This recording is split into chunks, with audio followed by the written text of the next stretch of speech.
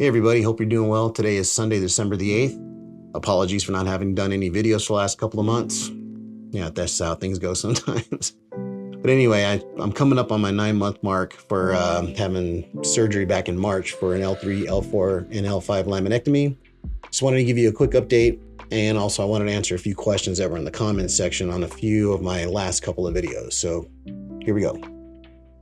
So in August and in September, I was noticing I was getting some leg pain that went from my hip and into my knee on my left leg, down the outside of my left leg, and my knee was getting numb, and I thought it may have been attributed to having the surgery. So I made an appointment to go do a follow-up with my surgeon, and he assured me that it wasn't anything to do with the surgery. I also did talk to my primary care physician, and they both agreed that it may have been a pinched nerve somewhere, or worst case scenario was bursitis. So luckily I was able to get some anti-inflammatories, and after a couple of weeks of taking that, all that seemed to have resolved itself. The surgeon had given me, he's like, give it a couple of weeks, give it 6 weeks tops, and if it doesn't go away, we'll send you in for an MRI, do some physical therapy. But luckily none of that had to happen, so things are good to go. Some of the questions that I wanted to answer real quick. I had one person ask what kind of procedure I had done and whether they had removed all the lamina in my back. And so I asked that with my surgeon as well. And he mentioned that he only took out the lamina on the L4 because that was the area that was most affected by the stenosis that I was experiencing. And he just drilled into the L3 and L5 areas just to relieve some pressure on the disc and the nerve. So luckily it wasn't too crazy in regards to the procedure. I still have the lamina on my L3 and L5.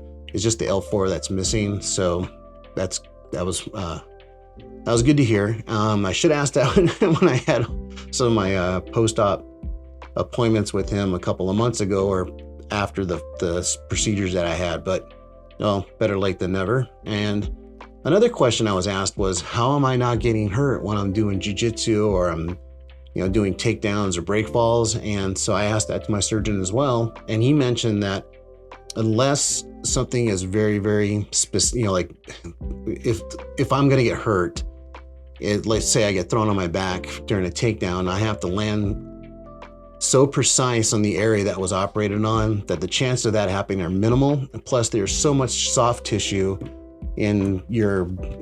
around your body, actually, especially in that lower back area where you've got the curvature in the spine and in your lumbar section.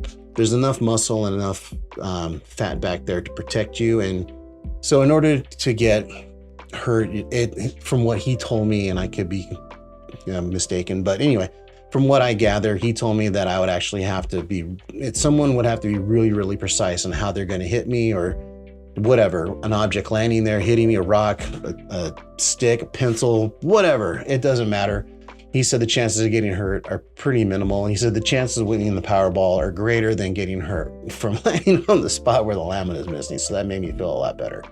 One of the other comments, or one of the other questions I get asked quite often, and I give the same answer and over again, is how much time will I have during recovery? How much downtime will I have? How much, what should I expect? And my answer is always the same. Well, everybody's different.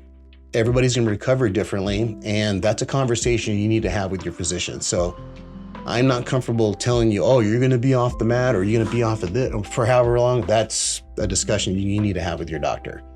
Luckily for me, since I am pretty active, my recovery was very, very quick. I didn't have a whole lot of downtime in regards to not being able to do any type of hiking or riding my bike. But,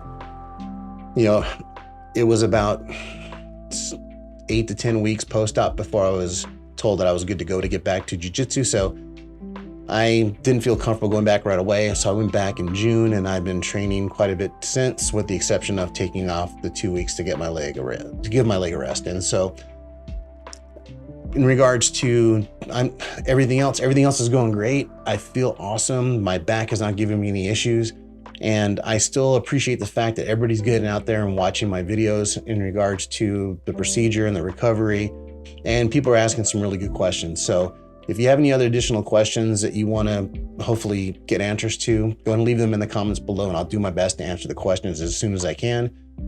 Thanks again for watching my videos. I really appreciate it. And I'm hoping to put out some more videos in more of a timely fashion, because it's been too long since I did my last one. So if you like this video, make sure you give it a thumbs up. If you haven't already, please subscribe, and hope you have yourself an awesome day.